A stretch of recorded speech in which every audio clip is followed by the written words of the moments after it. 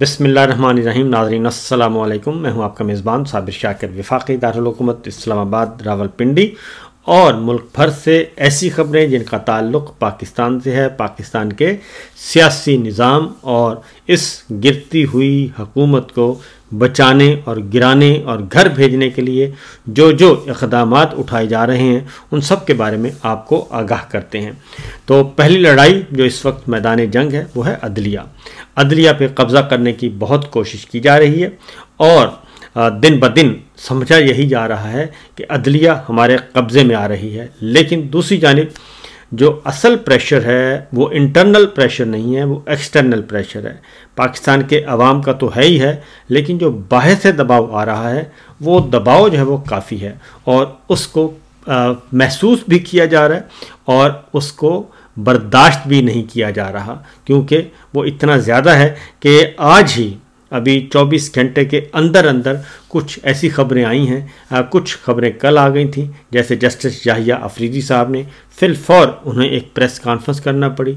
आज तक ऐसा नहीं हुआ कि chief justice of Pakistan press conference करें और मीडिया को बुलाएं और मीडिया के साथ गुफ्तगू करें, सवालों के जवाब दें और अपनी सफाइयाँ पेश करें और इमरान खान साहब के हक़ में बातें करें। ये पहली दफ़ा ऐसा हुआ है। इसका मतलब ये है कि जो बाहर से प्रेशर आ रहा है, बाहर से दबाव आ रहा है, जो कान खींचे जा रहे हैं और ज़रा थोड़ी सी तबीयत साफ़ की जा रही है, उसके असरात हम देख रहे हैं और उसके असरात आज भी हमने देखे हैं। लेकिन इसके साथ साथ अदलिया पे मुकम्मल तौर पर कब्ज़े की बहुत कोशिश की जा रही है जी। और आज भी इस्लामाबाद हाई कोर्ट के 5 ऑनरेबल जजेस ने एक मुकदमा दायर किया था। मुकदमा समझें आप, प्रेजेंटेशन की थी वो चीफ़ जस्टिस ऑफ पाकिस्तान के सामने और उसमें जजेस की सीनियरिटी का मामला उठाया गया था। वकला ने भी, सीनियर वकला ने भी यही कहा था, बार काउंसिल ने भी यही कहा था, एहतजाज भी हुआ था।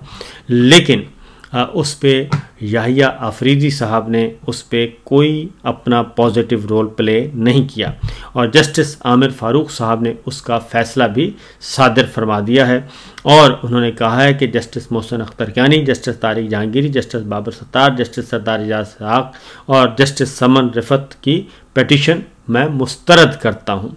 और उन्होंने न सिर्फ मुस्तरद कर दी बल्कि उन्होंने कहा है कि जी तीनों सूबाई हाई कोर्ट से जो जजेस के तबादले हुए हैं वो बिल्कुल दुरुस्त हैं और उन्हीं की जो सीनियरिटी है वो बरकरार रहेगी। सरफराज डोगर साहब सीनियर प्यूनी जज रहेंगे, लिहाजा आपकी राय दुरुस्त नहीं है। और उन्होंने इंडिया का हवाला दिया कि सरहद पार भारत में तो जजेस का ट्रांसफ़र आम बात है और वहाँ पे जी पॉलिटिकल जो है मामला नहीं होता, वहाँ पे हाइब्रिड सिस्टम नहीं है, वहाँ पे जो नज़र आता है वो वही है और सिविल हुकूमत वहाँ पे सब कुछ करती है। लेकिन यहाँ पे जो कुछ किया जा रहा है जनाब जस्टिस आमिर फ़ारूक साहब, वो किया जा रहा है बदनीयती पर मबनी है और गैर एलानिया मार्शल्ला है और अदलिया पर कब्ज़ा करने की कोशिश की जा रही है, इसलिए ये सब कुछ किया जा रहा है। और उसका बुनियादी मकसद जो है वो ये सारी जो जजों की अखाड़ पिछाड़ है, अदलिया की अखाड़ पिछाड़, उसका बुनियादी मकसद ये है कि फरवरी 2024 के इलेक्शन चोरी के मामले को बचाना है और उससे अपना दामन बचाना है, क्योंकि वो सीधा जेल में लेके जाएगा जब भी इसका ऑडिट होगा, जब भी कड़ा एहतसाब होगा। बहुत सारे सबूत मौजूद हैं। नवाज शरीफ साहब खुद हारे हुए हैं, पतन की रिपोर्ट मौजूद है, शहबाज शरीफ साहब का इलेक्शन मशकूक है, मरियम साहिबा हारी हुई हैं और बेशुमार लोग हारे हुए हैं और वो फॉर्म 47 की बुनियाद पर इस वक्त उनको मुसल्लत किया गया है एक नाजायज़ हुकूमत को, इसलिए ये सब कुछ किया जा रहा है। तो भारत की मिसालें दी जा रही हैं जी। आमिर फ़ारूक साहब ने भारत की तरह पाकिस्तान में ट्रांसफ़र पॉलिसी नहीं, लेकिन सदर पाकिस्तान कानून के मुताबिक ट्रांसफ़र कर सकते हैं। तो जनाब ये ऐसे जजेस का ही ट्रांसफ़र क्यों किया जा रहा है जो कि हुकूमत के हामी जज हैं, तो ये सोचने वाली बात है। इसी तरीके से उन्होंने कहा जी कि सरफराज डोगर साहब जो हैं वो 8 जून 2015 को बतौर जज हाई कोर्ट का हल्फ उठाया था, लिहाजा उन्हें भी और बाकी जजेस को भी नए हल्फ की ज़रूरत नहीं और सीनियरिटी भी वही होगी जो पिछले हाई कोर्ट में उनकी थी, वही एज इट इज़ सीनियरिटी यहाँ पे भी आ जाएगी। और अगर मौजूदा जज साहिबान में कोई सीनियर है तो वो सीनियर ही गर्दाना जाएगा। इस तरीके से से सरफराज डोगर साहब जो हैं उनको मुस्तकबिल के चीफ जस्टिस के लिए इस्लामाबाद हाई कोर्ट के लिए मुख्तस कर दिया गया है। तो अभी तक जाहिर है उसका एक प्रोसेस होता है। अभी देख रहे हैं जी, तेल देखेंगे, तेल की धार देखेंगे, एहतजाज देखेंगे किस तरफ जाता है, तो उसके मुताबिक फ़ैसला करेंगे। अब आते हैं जो IMF की तरफ से दूसरा मामला जी। आज IMF ने वज़ीर आज़म शहबाज शरीफ फार्म 47 के उनसे भी मुलाकात की IMF के डेलीगेशन ने, और IMF के डेलीगेशन ने दोबारा वही चार्जशीट उनके सामने भी रखी जो कि कल याहिया अफरीदी साहब को चार्जशीट पेश की गई। और याहिया अफरीदी साहब ने जिस तरीके से अपनी सफाइयाँ दी, आज वज़ीर आज़म फार्म 47 के शहबाज शरीफ साहब के पास पहुंचा हुआ था डेलीगेशन। और ज़ाहिर है मामूल की बातें वही हैं। नंबर 1 ये कि बुनियादी इंसानी हकूक़ का मामला उठाया उन्होंने कि बुनियादी इंसानी हकूक़ पामाल किए जा रहे हैं पाकिस्तान में मीडिया आज़ाद नहीं है, इजहार राय की आज़ादी नहीं है, साफ शफाफ इलेक्शन का वादा किया गया था। जब ये IMF का प्रोग्राम मंजूर करवाया गया तो ये वादा किया गया था कि साफ शफाफ इलेक्शन करवाएंगे, उसमें धांधली नहीं होगी और जो लोग मुंतखब होंगे उन्हीं को इक़्तिदार में लाया जाएगा, लेकिन ऐसा नहीं किया गया। लिहाजा IMF ने ये मामला भी उठाया। फरवरी 2024 का इलेक्शन बुनियादी नुक्ता ये उठाया जी मामला। और उसके बाद गवर्नेंस में रिफॉर्म्स करनी थी, वो भी चीज़ सामने आई, लेकिन ना ही गवर्नेंस में रिफॉर्म्स हुई और ना ही जो है वो मामला किया गया। अब मामला ये है जी को असल जो ख़बर है वो IMF ये कह रहा है कि ये सिर्फ किस्त का मामला नहीं है, बल्कि हम पूरे प्रोग्राम को रोल बैक कर सकते हैं। यानी कि जो उन्होंने $7 अरब का आपका मंजूर किया हुआ है वो सिरे से उस मामले को ही ख़त्म कर सकते हैं और वो कह सकते हैं कि जनाब हम मुतमईन नहीं, लिहाजा ये प्रोग्राम ही हम कैंसिल कर रहे हैं। तो देखना है कि इस सूरत हाल से अब ये कैसे निपटते हैं, क्योंकि हमारे पास पैसे वैसे तो हैं नहीं। UAE में की मिन्नतें की जा रही हैं, सऊदी अरब की मिन्नतें की जा रही हैं और वहाँ से भी कुछ सरमायाकारी नहीं आ रही। अब आते हैं आज के जिन्हा हाउस केस, यानी कि कोर कमांडर हाउस और 9 मई के मुकदमात। 9 मई के मुकदमात में आज एक बहुत बड़ा ब्रेक थ्रू हुआ है जी, और वो काफ़ी बड़ा ब्रेक थ्रू है। और उसमें अलीमा खान साहिबा और उज़्मा खान साहिबा को बेकसूर करार दे दिया गया है कोर कमांडर हाउस हमला केस में।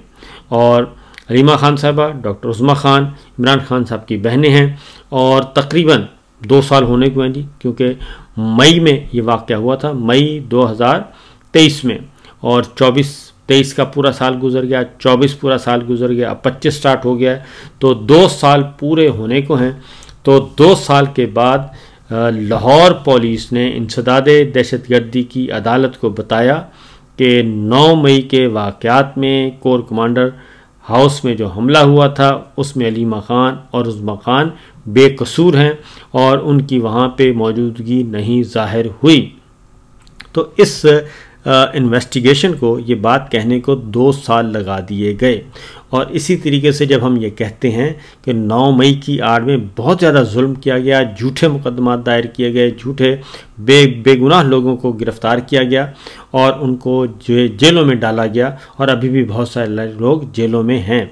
तो तफ्तीश ये बता रही है पुलिस की कि उज़्मा खान साहिबा और अलीमा खान साहिबा बेगुनाह हैं, लिहाजा तफ्तीशी अफसर ने अदालत को बता दिया कि जनाब ये बेगुनाह और बेकसूर हैं, लिहाजा इनकी गिरफ़्तारी दरकार नहीं। तो इसके बाद फिर दरख्वास्तें जो ज़मानत की दरख्वास्तें थीं, अबूरी ज़मानत पर रिहा थीं, वो दरख्वास्तें भी वापस ले ली गईं।